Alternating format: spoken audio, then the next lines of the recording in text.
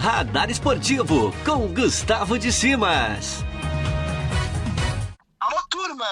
Segundou, e se segundou, o Radar Esportivo chegou, moçada! Seja bem-vindo, seja bem-vinda ao nosso Radar Esportivo, ao seu podcast de esportes.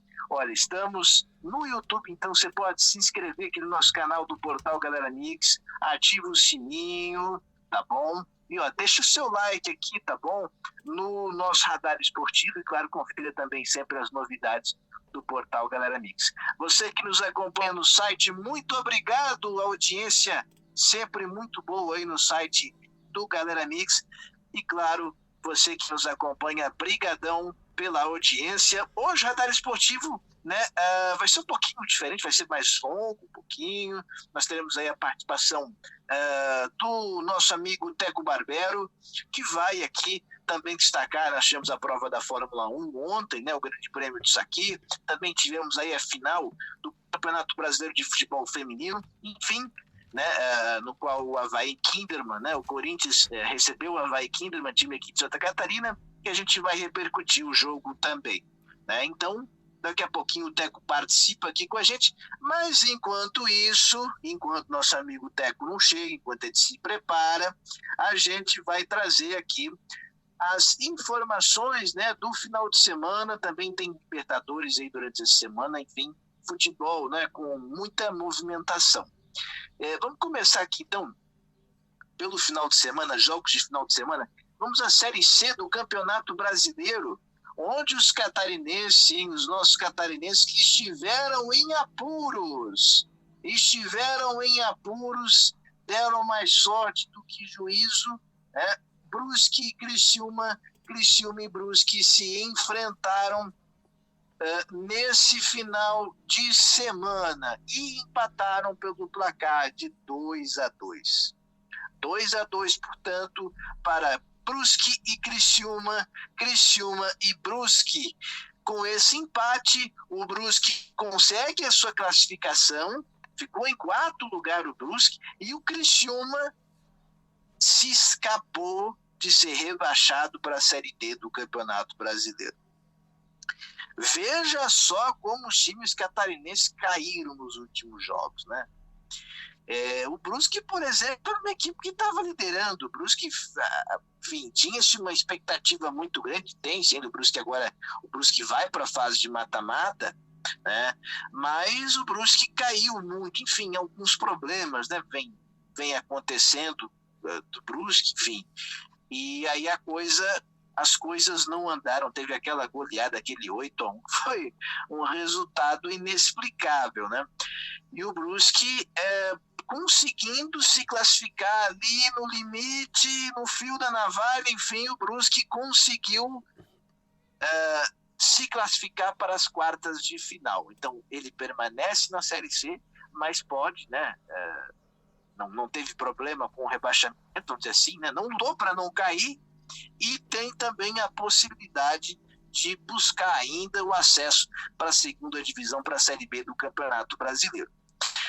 Ao contrário do Criciúma, o Criciúma até começou bem, né? Começou bem o Campeonato Brasileiro, estava ali brigando pelo G4, mas de repente, né, o G4 do grupo B, porque os 4 melhores de cada grupo se classificaram para as quartas de final da Série C do Campeonato Brasileiro.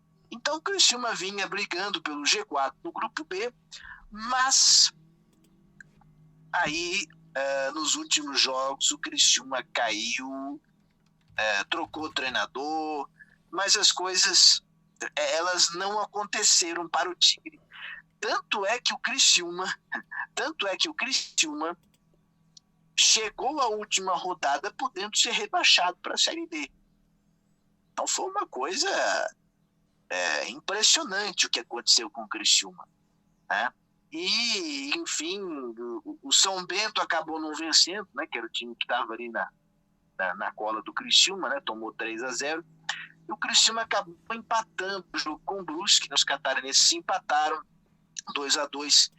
E menos mal que o Tigre conseguiu. Aí o Tigre e o Criciúma não vai para as quartas de final, não vai disputar o mata-mata, mas permanece na Série C do Campeonato Brasileiro. O Criciúma, então, vai disputar, sim, a Série C no próximo ano, no ano de 2021. Então, Brusque agora segue vivo, Criciúma precisa planejar, né? Se planejar, se preparar para a próxima temporada, para a temporada 2021, que vem aí, que o Criciúma possa fazer uma temporada, uma Série C bem melhor, né? E que não dê esse susto ao torcedor do Criciúma, né? O seu torcedor do Criciúma, o torcedor do Tigre. Já o Brusque continua vivo na Série C, agora está na hora de virar a chavinha, agora é um campeonato diferente, todo mundo está brigando, é um campeonato difícil, um campeonato à parte, mata-mata. Então, o Brusque agora precisa colocar a coisa no lugar, né?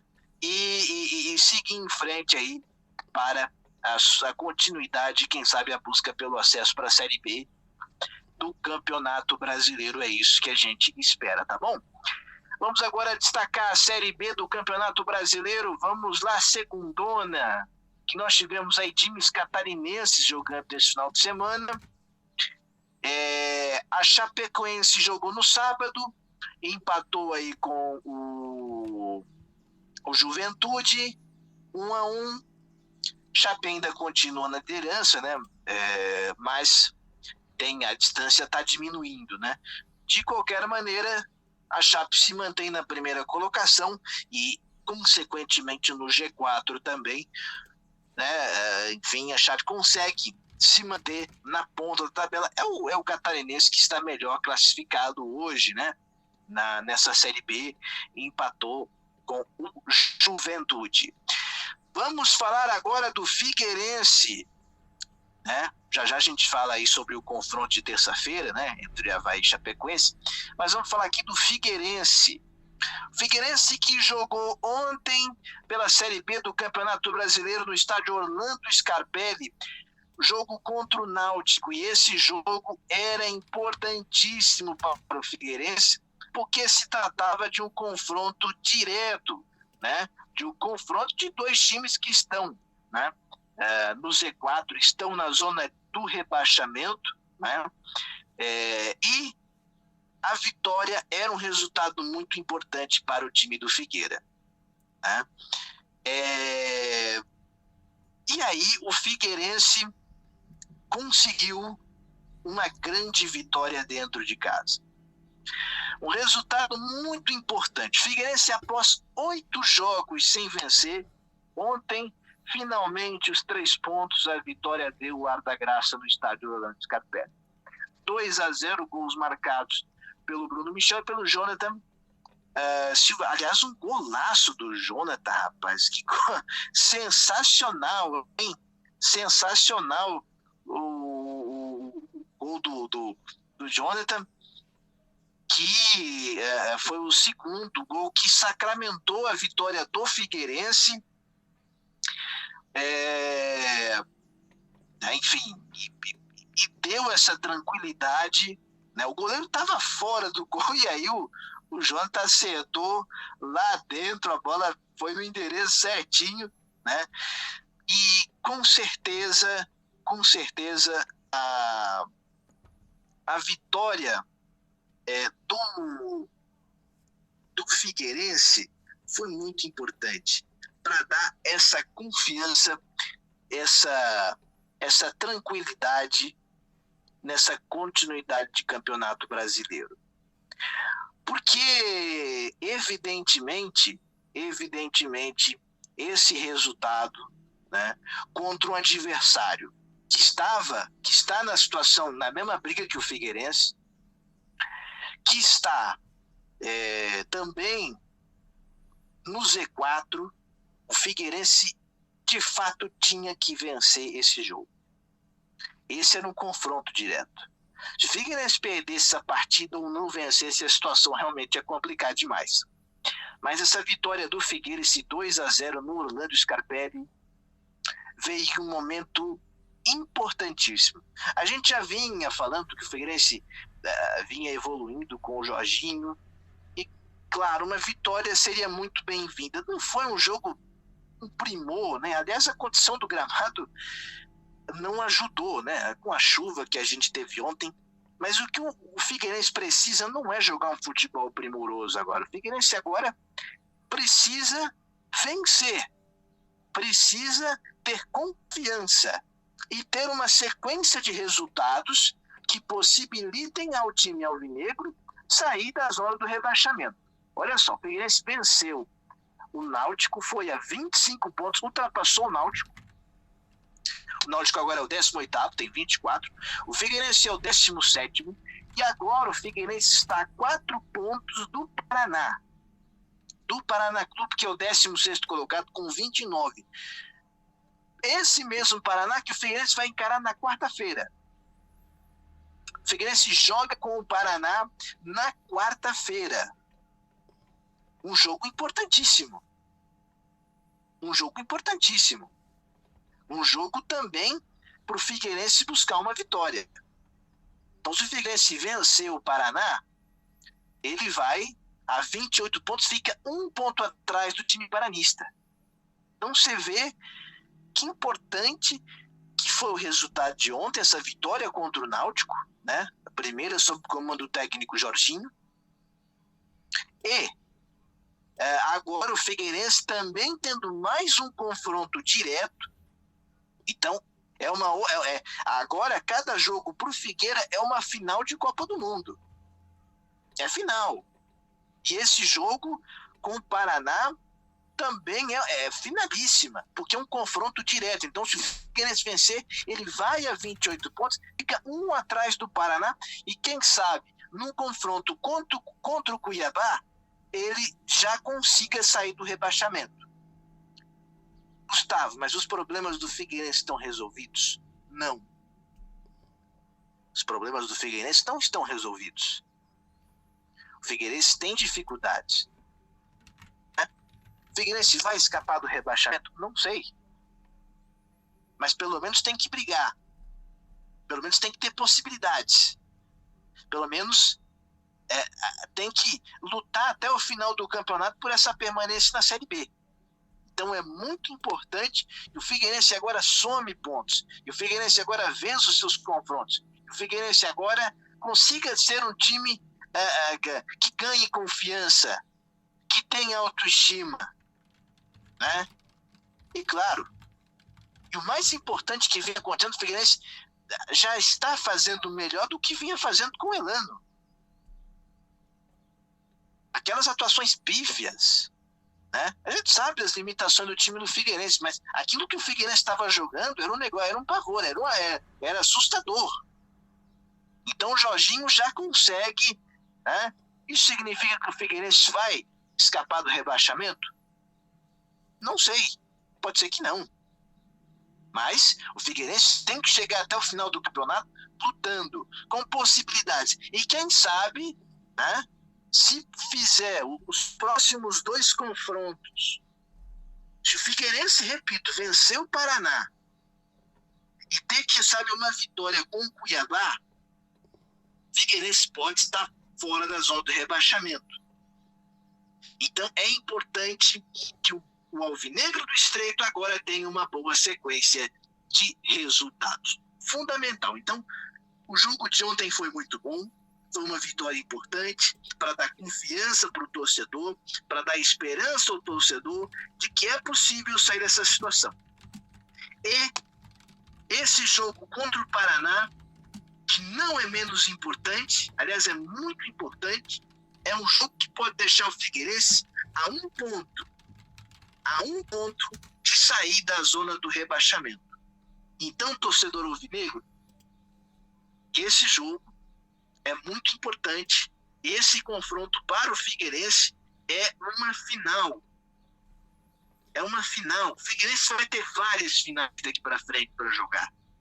Então, a gente espera que o Figueirense possa sair, né, do rebaixamento. Que o Figueirense se livre, mais uma vez, são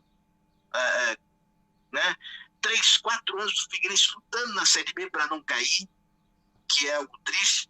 Mas que o Figueirense consiga escapar mais uma vez e quem sabe ano que vem construir aí uma nova história, voltar, né, retomar aquele protagonismo que o Figueirense merece ter.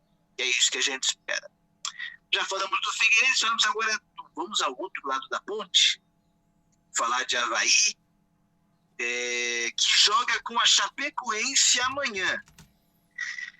Esse confronto é muito importante. Avaí e Chapecoense, a Chapecoense está liderando, o Avaí precisa se aproximar do G4, né? Mas está com uma série de problemas, o Avaí ainda não definiu um novo treinador, né? Gelinho foi demitido na sexta-feira, né? Pediu para sair, não sei, não é mais técnico do Avaí. E agora está se buscando um nome para assumir o Avaí. Até alguns defendem que a solução seja caseira, que o Avaí coloque o técnico interino aí até o final da Série B, mas já há especulação. Por exemplo, o Avaí tentou o Ederson, que pediu algo, e as negociações parece que não acabaram avançando. O nome agora me parece que é Marquinhos Santos, foi técnico do Juventude, passou aqui para o Figueirense e Chapecoense também. O Marquinhos Santos é a bola da vez. Nós estamos aqui gravando esse vídeo, até agora não tivemos nenhuma novidade nesse sentido. Mas pode a qualquer momento, né? Depois a gente pode ter alguma novidade com relação ao novo treinador do Avaí, se vai ser o Marquinhos Santos ou outro profissional, ou então se o Avaí vai optar por uma solução caseira. Mas falando sobre o jogo contra a Chapecoense, é duríssimo, o jogo é complicado, né? O jogo é bastante duro.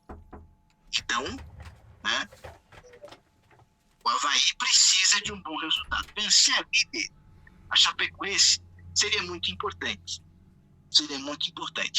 E aí está tendo polêmica, teve jogador sendo flagrado aí em balada, aí a torcida agressiva, quer dizer, um erro não justifica. Porque a pandemia, o cara foi pra balada. Não, o que você tem que fazer lá? Isso é um problema da direção do Avaí. O cara foi visto na balada, ou os caras foram, parece que tava seu Ralf, né? Quem mais aí? Ronaldo, né? Tudo bem. O Avaí tem que tomar as providências, porque esses jogadores desrespeitaram as regras, inclusive sanitárias, né? Impostas pelo clube, pelo Avaí. Então, o Avaí, agora, a torcida querer ir para... Ô, meu irmão, não é por aí, né? Não é por aí. Não é esse o caminho. Não é você achar, né, o camarada achar que vai lá bater nos jogadores do Avaí, ou do Figueirense, como fizeram também, né?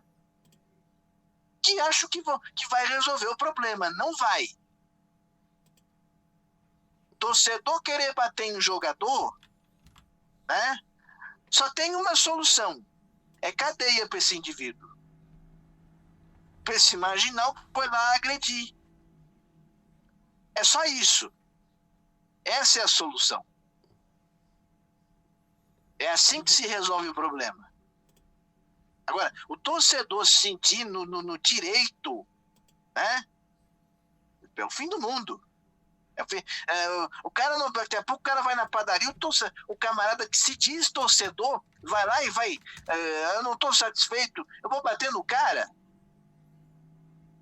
Qual é que é, né, meu? Qual é que é? Vamos parar com isso.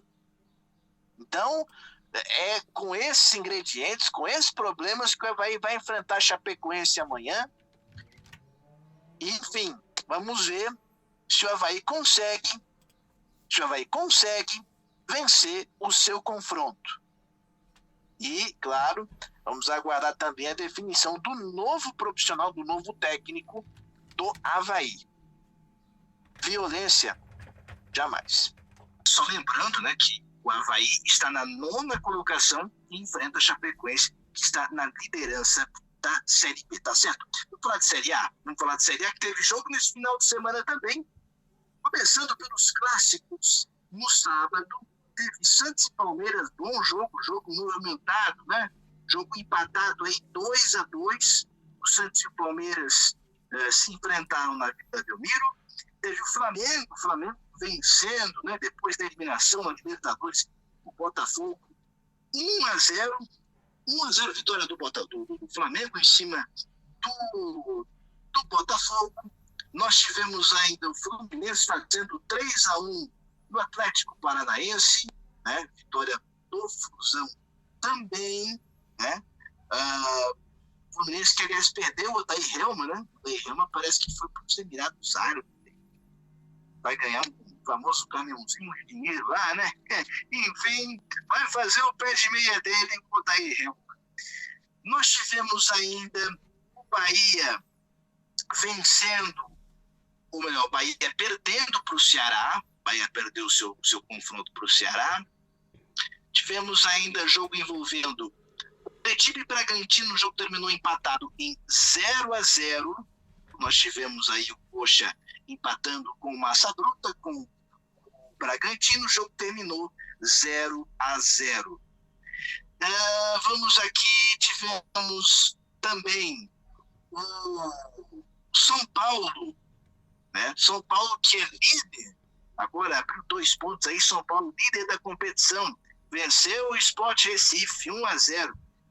São Paulo voltando aí, né, a liderar o Campeonato Brasileiro.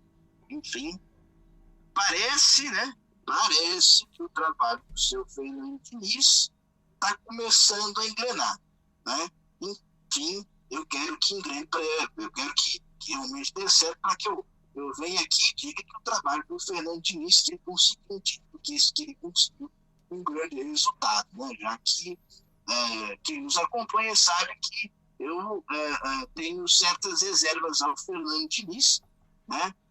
Não a questão das ideias, mas os resultados que muitas vezes não acontecem. Então vamos ver se agora o Fernando Diniz consegue, né, através da sua convicção, da sua filosofia, resultados, né, enfim, para o São Paulo. Nós tivemos aqui também, olha o Vasco da Gama, rapaz, o Grêmio, né? O Grêmio fez 4-0 no Vasco da Gama, e a situação do Portugal lá tá com... Eita, tem bacalhau no forno, o técnico Portugal está numa situação ruim lá, né? E o Grêmio com o Renato Gaúcho. O que dizer do trabalho do Renato Gaúcho, né, cara? Vai falar o que do trabalho do Renato? Né? Aliás, foi interessante ontem, ele foi com o PP, né, que tentou fazer um gol por cobertura. Ele fez assim: olha, eu tenho que pegar o DVD lá para te mostrar, né? Eu vou te ensinar lá. Vamos pegar o meu DVD para você ver como é que eu fazia. O Renato Gaúcho é uma figuraça, hein? O Renato Gaúcho é uma figuraça, enfim, fazendo aí, né, um grande trabalho no Grêmio. E o Grêmio 4-0, o Grêmio já no G4. É candidato a título, viu? É candidato a título, o time do Grêmio, com certeza. 4-0 contra o Vasco da Gama. Que fase do Vasco, hein? Que fase do Vasco. Ainda tivemos o Atlético Mineiro virando 3-1 para cima do Inter. A fase do Inter também não tá boa, hein? E o Galo tá impossível. 3-1 para cima do Internacional. O time do Abelão, mas que faz, hein? Depois que saiu o argentino, deu um negócio lá o churrasco desandou, né? Mas que barbaridade, tio. O negócio lá desandou. 3-1 para o Atlético Mineiro em cima do Internacional. Hoje nós teremos clássico Atlético Goianiense e Goiás Atlético Goianiense, portanto, clássico do futebol goiano. Jogo a bola rolando já às 20h, tá bom?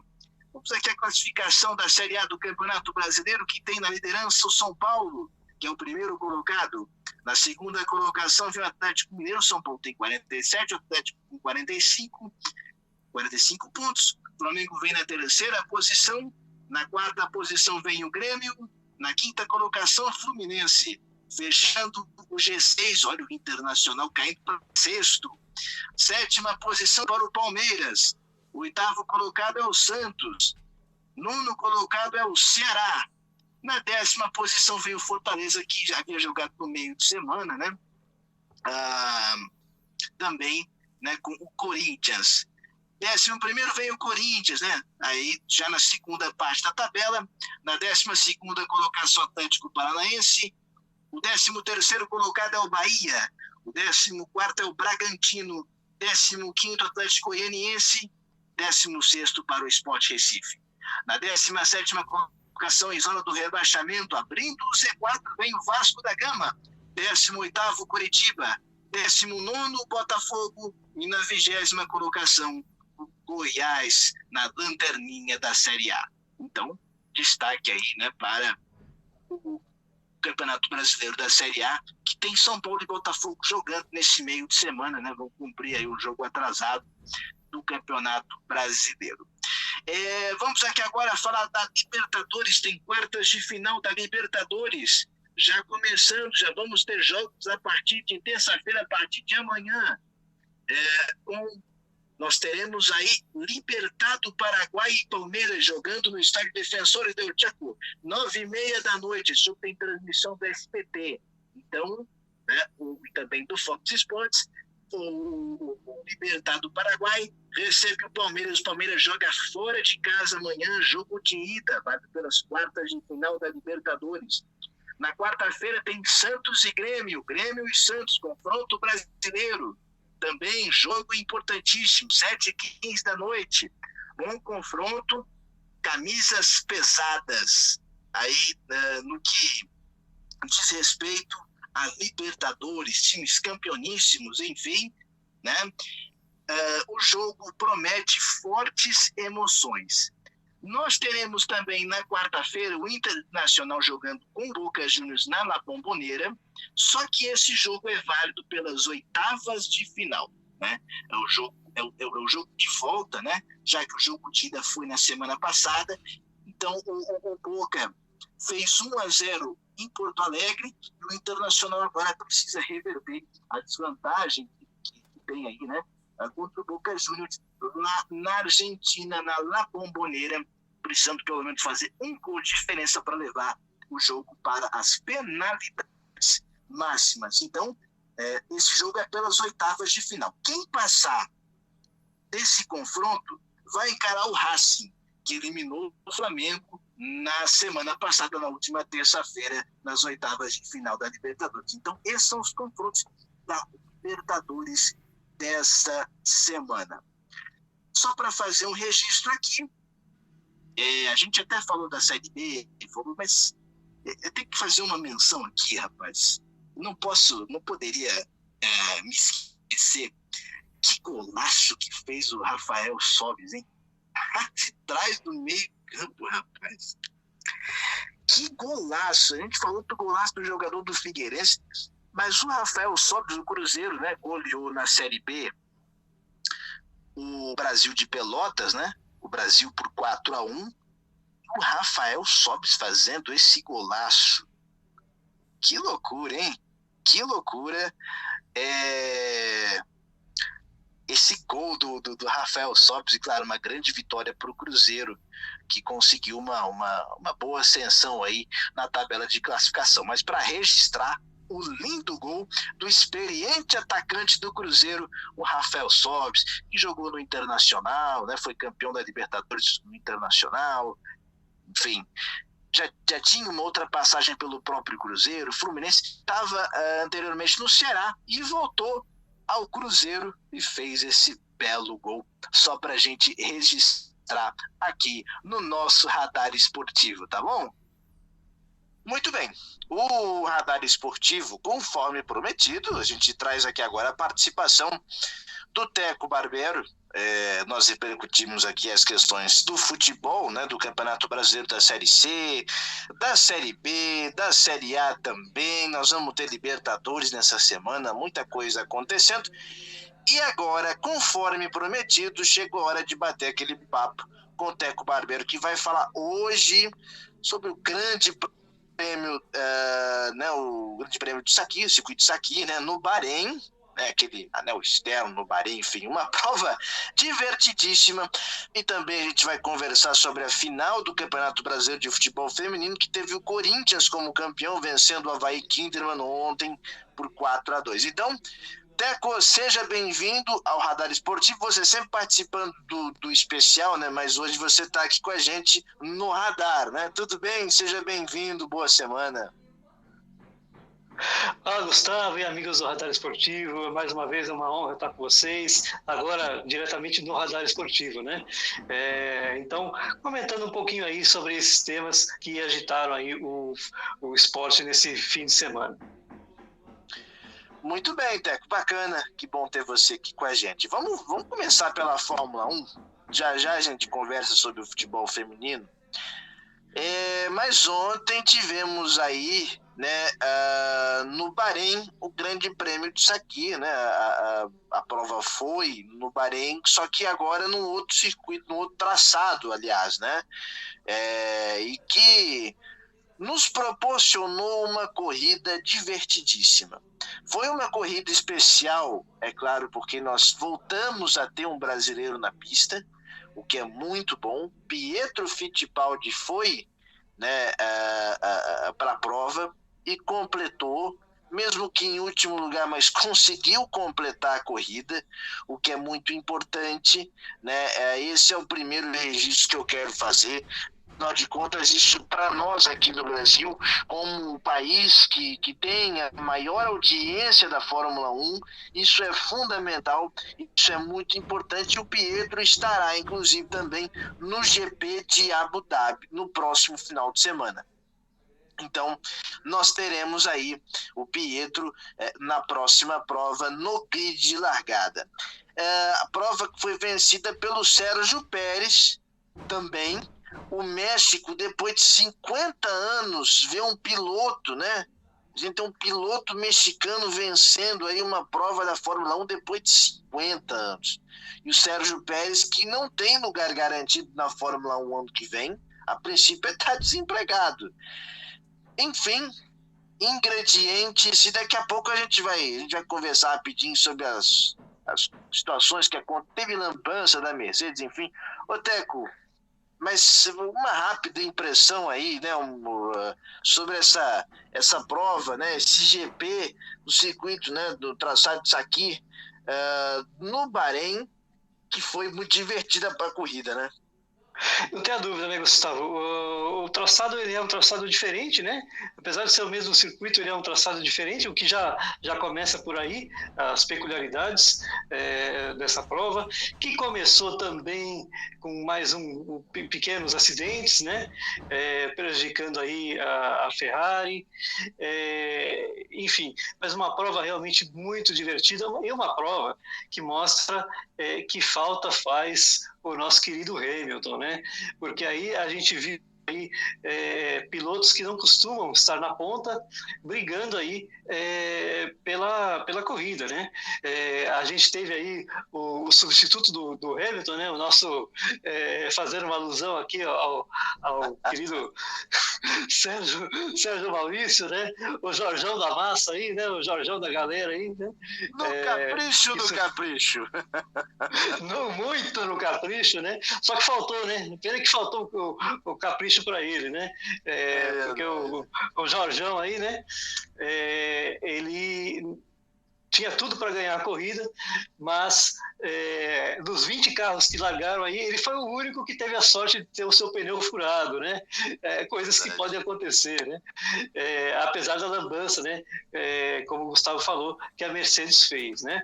Mas uma corrida que teve alternativas, teve bons momentos, brigas ali por posições, e como o Gustavo destacou, né, o nosso piloto brasileiro fazendo tudo aquilo que era possível, né? Ele largou em último porque o carro não propicia nenhuma condição para ele, e ele mesmo disse depois que gostou do que fez, porque completou a prova, porque venceu o desafio de pilotar um carro que é novidade, porque não é da noite para o dia que se dirige um carro de Fórmula 1, né? Não só a parte mecânica, né, de atuação dentro do carro, mas você tem os códigos que eles usam, né, durante a prova, que você precisa decorar aquilo, né? Para quem já está correndo é normal, mas para quem vem de fora, né, é uma coisa muito diferente. Então vale destacar o trabalho, a dificuldade que é você estar de repente num carro de Fórmula 1. E também, como o Gustavo destacou, né, vencida aí a prova pelo Sérgio Pérez, esse piloto mexicano que se apresentou bem durante o ano, né, dentro daquilo que era possível. Ele sempre brigou por posições, um piloto arrojado, às vezes meio maluco, né, Gustavo? De vez em quando ele faz umas coisas aí que surpreendem, né? E, no entanto, mesmo fazendo uma boa campanha, não se sabe se ele vai correr o ano que vem, né? Porque a equipe vai mudar de nome, vai virar Aston Martin, e aí já trouxe o Sebastian Vettel, né? E o companheiro dele é o filho do dono, né, Gustavo? Pois é o filho do dono. Quer dizer, aí como é que vai fazer, né? Como é que... Será que vai ter uma vaga? Como é que o Sérgio Pérez vai se manter aí, né, Teco? Pois é, né? Infelizmente, o esporte automobilístico ele vem associado com patrocínios diretos, né? Não é a equipe que tem o patrocínio. Tem muito isso. Às vezes o piloto não é tão bom, né? Às vezes o cara não é tão bom, mas patrocínio é uma coisa que conta muito. Claro, em qualquer negócio, mas na Fórmula 1 também, né, Teco? Tem muito isso, né? Então, o que diferencia, né, principalmente a Fórmula 1, que é o mais conhecido deles, né, nessa área, é que os pilotos é que trazem o seu patrocínio, muitas vezes não é só a equipe. Então, se o piloto não traz o patrocínio, por isso que a gente vê com muita dificuldade, né, pilotos sul-americanos ou africanos e tal, você não encontra, porque essa dificuldade de conseguir um patrocínio para te pôr dentro da Fórmula 1, ainda mais com a dificuldade aqui da desvalorização da moeda, a gente encontra essa dificuldade. Mas foi uma prova realmente que valeu a pena para quem acompanhou aí, né, nos canais fechados, né, pelo horário, então não foi viável transmitir na TV aberta. Uma prova aí que realmente apresentou essa diferença e me faz pensar, né, relembrar grandes momentos aí da Fórmula 1, que você tinha pelo menos 5 a 6 pilotos num nível altíssimo, né? E hoje a gente vê bons pilotos, mas muito longe, né, Gustavo, daqueles anos 90, onde você tinha realmente uma briga ali muito grande de qualidade dos pilotos, mais do que os carros, né? Hoje quem manda mais é a qualidade dos carros e nem tanto, mas isso há que se ressaltar, né? Verdade. O Hamilton fora da prova, o nível caiu demais. Não, tirar um exemplo, para mim, que é muito claro disso, é o Bottas. Porque o Bottas, que é companheiro do Hamilton na Mercedes, né? E o Bottas levou um sufoco do Russell ontem.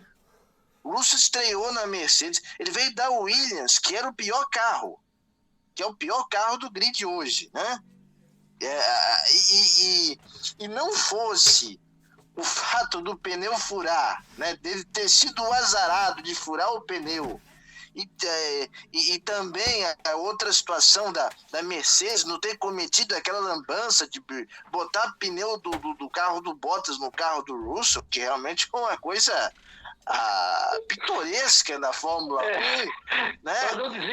O Russell é inacreditável, é uma coisa que você não acredita, realmente é um negócio, mas o Russell tinha tudo para ganhar a corrida, ele já largou muito bem, ele já na largada e já estava abrindo, depois na relargada também, e aí tudo começa a desandar com um pit stop desastroso da, da equipe Mercedes, né, que acaba impactando nessa lambança toda que a gente viu aí, né? Por exemplo, o Sérgio Pérez, o Sérgio Pérez chegou a estar em último, quem venceu a corrida, depois daquela confusão lá com o Leclerc, com o Verstappen, aquela batida que os dois ficaram fora e o Pérez continuou na pista, quer dizer, uma prova realmente sensacional, né, Teco? Foi divertido, mas de fato o nível cai um pouco, né? Pois é, porque aí você tem uma diferença claramente técnica aí, né? Tanto que foi comprovado aí. Você vê o George Russell tendo aí, entre aspas, aí, muita tranquilidade para dirigir o carro, mas só que teve azar, né? Enquanto guiava o carro, então aconteceu esses problemas. Se não fosse isso, realmente ele teria toda a condição de vencer. E ver o Bottas não conseguindo fazer o que se esperava dele, né? E no restante, né? Os outros pilotos, você vê tudo, parece que é mais ou menos o mesmo nível, né? Você não tem grandes expoentes assim que você fale realmente, esse piloto vai brigar com o Hamilton aí para o ano que vem, né? É claro, a gente tem uma série de mudanças, né? Todos os anos a Fórmula 1 muda, mas a princípio eu não vejo aqui ninguém que demonstre aí essa qualidade toda. Mas por outro lado, você vê alguns pilotos tirando leite de pedra, né? Como fez aí o Russell, porque estava num carro diferente, como fez o Fittipaldi, enfim, como fazia o Grosjean também, né? Enfim, é muito bacana ver o esforço de alguns pilotos em equipes que são muito diferentes, né, tecnicamente, de outras, e assim mesmo tentando fazer o melhor, né? A gente vê queda de alguns pilotos, como o Sebastian Vettel, por exemplo, né? Enfim, o desempenho mudou bastante. Vamos ver o que acontece no ano que vem. Vem aí o filho do Michael Schumacher, né? Vamos ver como é que vai ser o desempenho dele. Da Haas, né? Isso. Enfim, então vamos ver como é que vai ser o desempenho dele, né? E lembrando que não acabou, né? Ainda tem mais uma corrida, né? O GP de Abu Dhabi, que vai continuar, né? Com a participação do Pietro Fittipaldi e do nosso querido Jorjão aí, né? Pois é, até tem uma expectativa, estava numa expectativa por uma questão de protocolo, se falava ainda na volta do Hamilton, mas enfim, são questões que estão sendo tratadas aí. O Jorjão da Massa, né? O Jorjão da Massa, eu gostei. O Jorjão da Massa, para mim, foi um ponto positivo, porque ele conseguiu ir muito bem. Não fosse, repito, o azar e toda a lambança que aconteceu, né? O Bottas teria perdido para um piloto estreante, né? Na equipe. Então, de fato, a gente vai ter todos esses ingredientes, como o Teco colocou. O GP de Abu Dhabi, que é a última prova do ano, nós vamos ter o Pietro participando, né? Vamos ver se numa condição já um pouco melhor, o que a gente está esperando, né? É claro, sabendo das limitações que você tem, né? Uma equipe que não tem uma grande estrutura, que não tem uma grande condição financeira, mas enfim, é o início, né? É um início de caminhada, e vamos ver como é que o Pietro vai reagir, né? Enfim, no cockpit aí no próximo domingo, né, Teco? A expectativa que a gente espera é que ele possa ter agora um pouco mais de tranquilidade para fazer, já que aí sim vai ser a segunda prova dele, né? Não tenha dúvida que a gente espera que ele tenha tranquilidade para se sentir melhor dentro do carro, e vamos esperar que a máquina ajude, né? Nessa corrida ele teve problemas antes da prova, né? 2 dias antes da prova, teve que trocar motor, teve que trocar outras peças. Então vamos esperar que dessa vez o carro ajude, faça parte dele, né? E aí o Pietro possa ficar mais tranquilo com isso, e aí fazer uma corrida bem dentro daquilo que é possível, mas de repente, conseguir um desempenho melhor, brigando por posições, ainda que seja mais no profundo do grid, mas já é uma coisa bacana, né?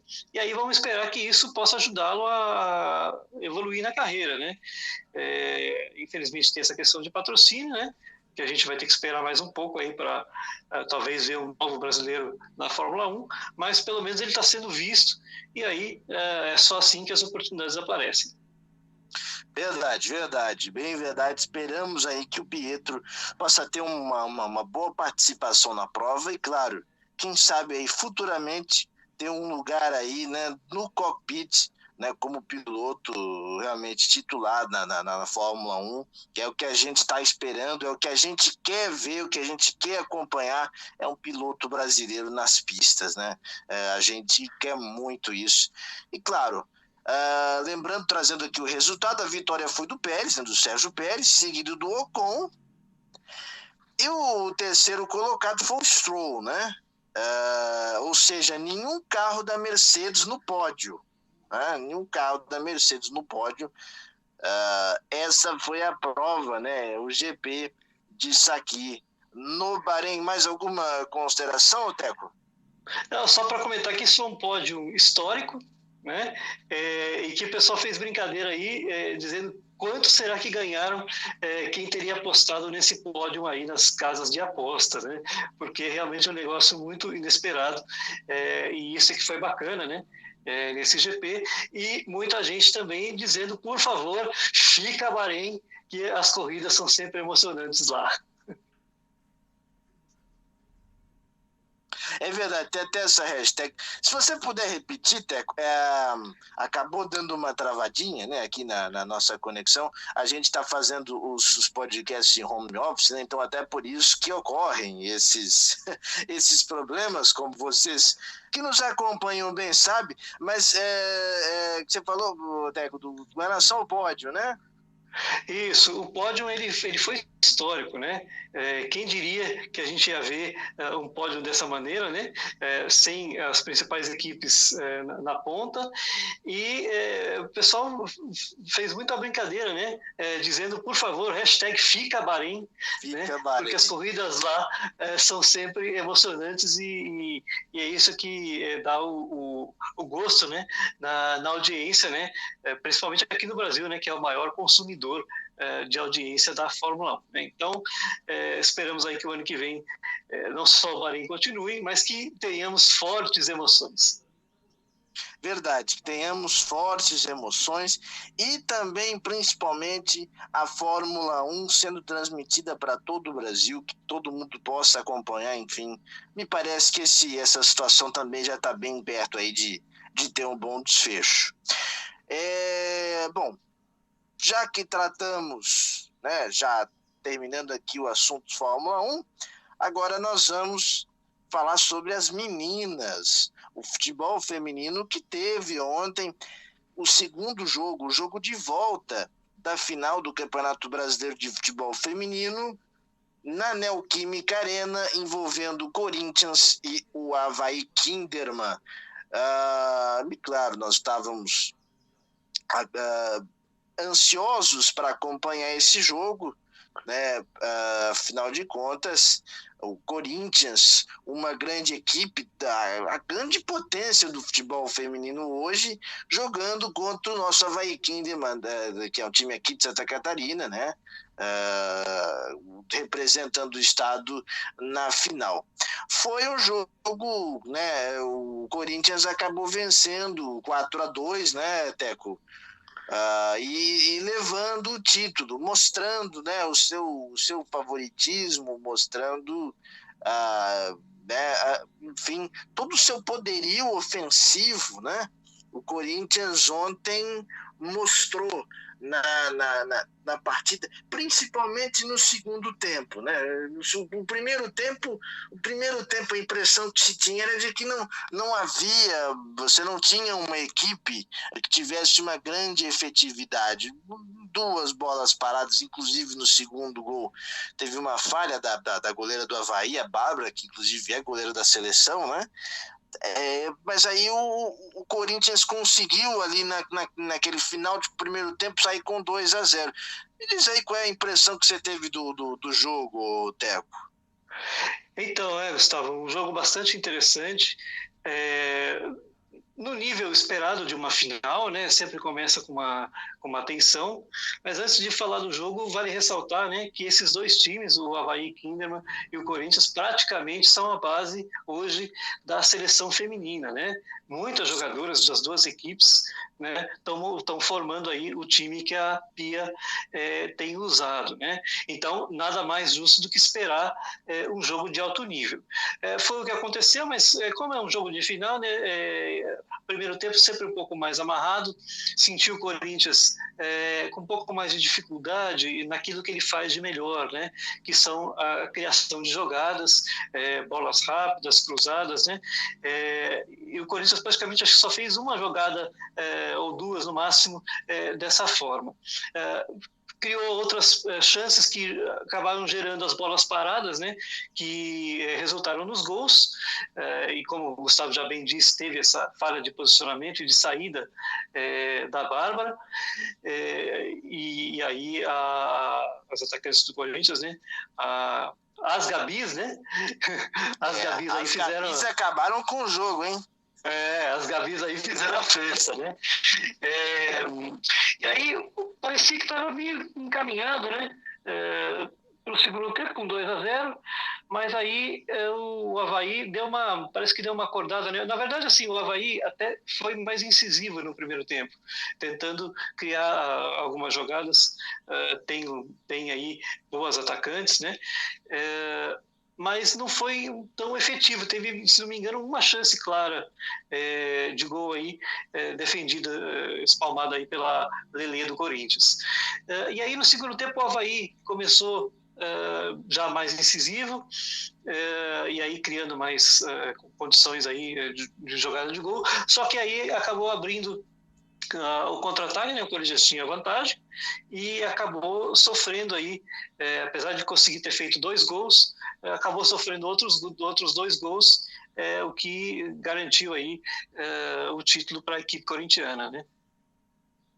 É bem verdade. No segundo tempo, o Avaí Kinderman realmente foi para cima, até porque não poderia ser diferente, né? O Avaí perdia por 2-0, e se ele quisesse alguma coisa no jogo, teria que ir para cima. Agora, é claro, isso acabou dando espaços, né, para o Corinthians. E aí, quando você tem jogadoras como que o Corinthians tem, né? As Gabis, por exemplo, ontem deitaram e rolaram, né? Elas, tanto a Gabi Zanotti como a Gabi Nunes, né?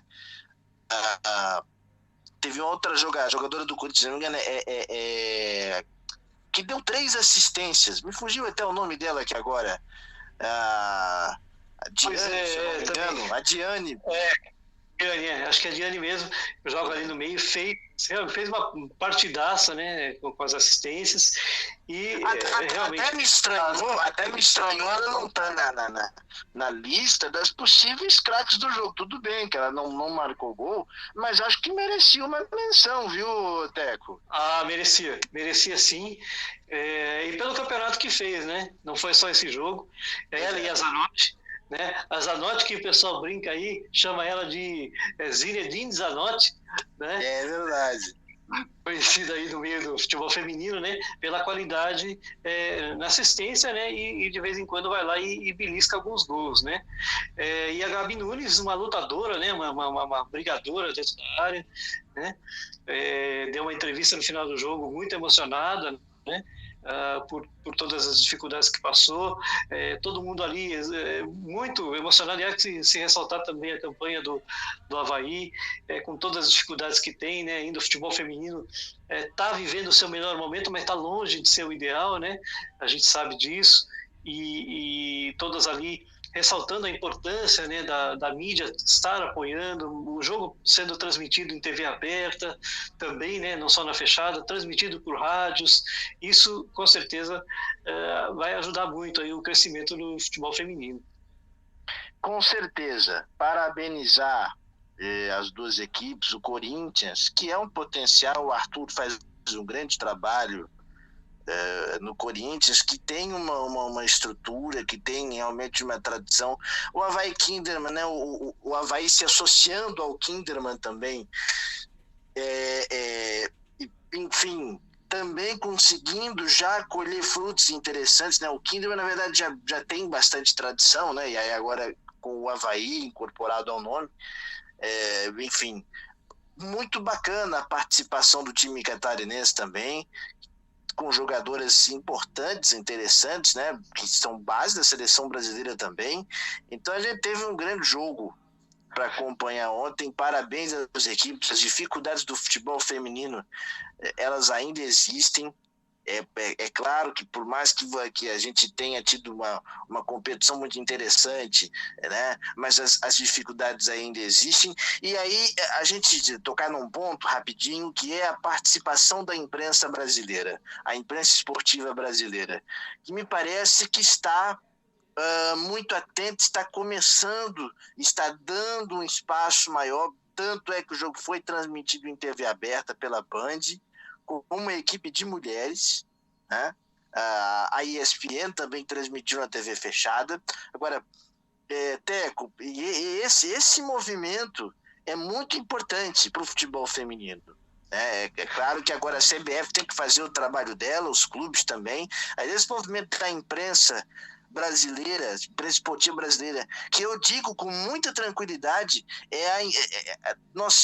a imprensa brasileira, ninguém cobre o futebol como a imprensa brasileira, ninguém cobre, eu digo isso com muita tranquilidade, há alguns anos que a gente está atuando aí no esporte. Ninguém faz a cobertura que a imprensa brasileira faz, né? Ninguém tem os narradores, comentaristas que nós temos.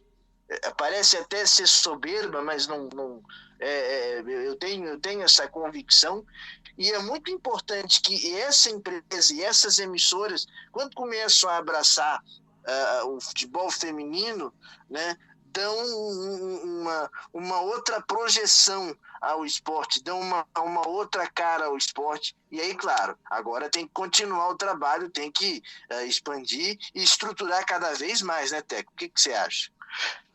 Não tenha dúvida. Eu vejo isso é parte de um conjunto, né? Começou lá com a transmissão da última Copa do Mundo, que realmente trouxe um status muito, muito importante para o futebol feminino. Viram que dá resultado, né? Viram que o futebol feminino é atrativo. Começou daí, né? Depois vieram junto com isso, né? Na verdade, veio a legislação, né? Obrigando as equipes a terem equipes de futebol feminino, né? Principalmente os grandes times do Brasil hoje têm as equipes de futebol feminino. Muitas vezes não é porque querem, mas porque foram obrigadas, né? Foi importante, sim, essa iniciativa da FIFA, porque muitas vezes a gente tem que começar dessa forma, né? E aí a gente viu, então, um futebol feminino mais forte, né? As jogadoras sendo distribuídas, né? Os campeonatos sendo mais bem organizados, e aí veio o interesse da imprensa, que, como o Gustavo muito bem ressaltou, concordo, a imprensa brasileira é a que melhor cobre o futebol, é a que mais dá importância para o futebol. A gente tem vários países que o futebol é extremamente importante, mas o modo de se fazer, eu posso falar porque acompanho o futebol internacional, é muito diferente. A gente trabalha muito com as emoções aqui. Eu não sei se isso é bom ou se é ruim, mas o fato é que o futebol mexe com a emoção do brasileiro e a imprensa sabe como trabalhar com isso. Então, a gente espera que esse trabalho continue, que a CBF continue fazendo a parte dela, né? Acho que quando trouxe a Pia, uma técnica campeã do mundo, né? Com outros países, uma técnica de um outro país, deu um passo à frente, né? Mudou a forma de trabalhar, né? E isso faz diferença. O Vadão fez um trabalho interessante, outros fizeram, mas... O Jorge Barcelos, que atua no Pois é. Kinderman, né? Isso, o Jorge Barcelos foi técnico da seleção de 2012 nas Olimpíadas, né? Enfim, então a gente tem gente muito boa, né? E pegando esse gancho, eu quero ressaltar aqui mais uma vez, que a gente já comentou aqui, mas o trabalho do Arthur Elias, porque ele está lá há 4 anos no Corinthians, né? Implementando aí a filosofia dele de jogo, trazendo aí as jogadoras para aquilo que ele acredita como forma de trabalhar, as jogadoras acreditando naquilo. Em alguns momentos o Corinthians até foi criticado porque se expôs demais, tem uma goleira que é quase uma líbero, né? De vez em quando acaba sofrendo alguns gols e tal, mas no final do trabalho os resultados estão aí, né? São 4 finais seguidas de brasileiro, né? Sendo 2 vezes campeão. Ele ganhou todos os títulos possíveis dentro do futebol feminino. O Corinthians ganhou com essa filosofia de trabalho. E o que eu quero dizer com isso? Que quando você dá o tempo para o treinador criar a filosofia, implantar e esperar o resultado, as coisas naturalmente tendem a acontecer. Queria eu poder emprestar um pouquinho do futebol praticado no futebol feminino e oferecer aí para o futebol masculino do Corinthians, que está precisando, né, se encontrar. A gente sabe da dificuldade, as pressões são diferentes, é impossível você fazer qualquer tipo de comparação, não é aqui o objetivo, mas é muito importante ressaltar isso aí. Organização, tempo para trabalhar, dão um resultado. Você vê aí, a gente comenta muito aí sobre o Fernando Diniz, ele ainda é muito contestado no São Paulo, tem uma série de coisas para acertar, mas com o tempo para trabalhar, os resultados estão começando, e ressalto essa palavra, já estão começando a aparecer no São Paulo Futebol Clube, porque está dando tempo ao treinador. Então, fica aí a dica aos clubes que prestem mais atenção, pensem aquilo que querem para o seu futebol antes de contratar um treinador e antes de contratar jogadores, porque senão fica essa lambança, né, que a gente está vendo na maioria dos clubes, né? E aí no futebol feminino você vê o retrato quando isso acontece, quando a organização acontece, você vê aí o retrato nos resultados. Teco, muito bem lembrado. Acho que isso é uma lição para o futebol masculino, que a palavra tempo, continuidade, planejamento, você planejar bem, entender, o clube entender o que quer, né? Tá precisando, os clubes masculinos aí da Série A, Série B, enfim, o futebol brasileiro de um modo geral, tá precisando, porque o que menos se tem é alguma convicção, é alguma filosofia de trabalho. A gente vê, um remendo atrás do outro. Essa é que é a grande realidade, né? Então, enfim, me parece bastante pertinente. E aí uma outra coisa que você colocou, além da Copa do Mundo, né, do início ali das competições, dos campeonatos, nós estamos também vivendo uma expectativa para a Olimpíada, né? Que obviamente a gente está no aguardo aí, diante de toda essa crise sanitária que o mundo tem passado, mas me parece que as coisas vão começar a caminhar a partir de agora, né? Ou pelo menos a partir de 2021. Então, quer dizer, tudo isso mais Olimpíada, né, de Tóquio em 2021 aumenta e alimenta ainda mais a expectativa para o futebol feminino do torcedor brasileiro, né, Teco? Com certeza. Pelo futebol que tem mostrado, é claro que precisa de mais jogos, de enfrentar equipes de um maior nível, mas o que a gente tem visto aí é um Brasil também bastante organizado, né? E daí por isso eu ressaltei aí a chegada da Pia. Divisores de águas mesmo. Divisores de águas, né? E para mim põe o Brasil ali para brigar entre os 4, 5 ali pela medalha de ouro nas próximas Olimpíadas, né? Não sei se a Marta irá, né? Eu acho que o Brasil já vive um momento pós-Marta, né? A idade está chegando, não tem como, ela não vai ser eterna. Nem a formiga é eterna, né? A formiga está aí até hoje, né? Mais de 40 anos e ela está aí, né? Mas elas não vão ser eternas. Então o Brasil já está vivendo aí uma fase de transição E mesmo com essa dificuldade, que aí não vai ter uma jogadora como a Marta, que para mim é a Pelé do futebol feminino, não tenha dúvida. Então não vai ter talvez essa jogadora diferencial, mas só que está formando uma equipe. E o futebol ele é formado por uma equipe, né? A maioria das vezes quem tem o melhor conjunto acaba vencendo. Claro, o talento individual faz diferença, lógico que faz, né? A gente está cansado de ver isso, mas aquele conjunto que consegue ser organizado tanto defensivamente quanto no ataque tende a ter um maior sucesso. Bacana, Teco. Cara, muito legal ter você participando do Radar Esportivo pela primeira vez, né? Enfim, foi muito bom ter a tua participação aqui, interagindo, falando com a gente aqui sobre a Fórmula 1, futebol feminino, enfim. Sempre é bom conversar com amigo. Obrigado pela participação, viu, Teco? Gustavo, eu que agradeço a você, ao nosso diretor Rogério, pela oportunidade mais uma vez, e agora sim, diretamente aqui para o Radar Esportivo, né? Então, só tenho a agradecer e esperamos estar de volta aqui numa próxima oportunidade aí. Ainda tem mais um GP de Fórmula 1, né? Tem o esporte, ele não para. Então, se Deus quiser, em outras oportunidades estaremos aqui. Um grande abraço. Valeu, Teco. Grande abraço para você, e o esporte não para, bem verdade, né? Bom, e com isso a gente encerra o nosso Radar Esportivo, hoje um pouco mais longo, porque a gente trouxe aqui toda a repercussão da final do futebol feminino, né? Enfim, da Fórmula 1, claro, além dos acontecimentos aí que a gente sempre traz aqui no Radar. Então um programa um pouquinho mais longo para você acompanhar, mas enfim, fica à vontade. E claro, gente, obrigado mais uma vez, você que nos acompanhou, você que está sempre aí com a gente. Se inscreve no canal do YouTube, tá? Do Portal Galera Mix, deixa o seu like. Você que nos acompanha pelo site, muito obrigado também.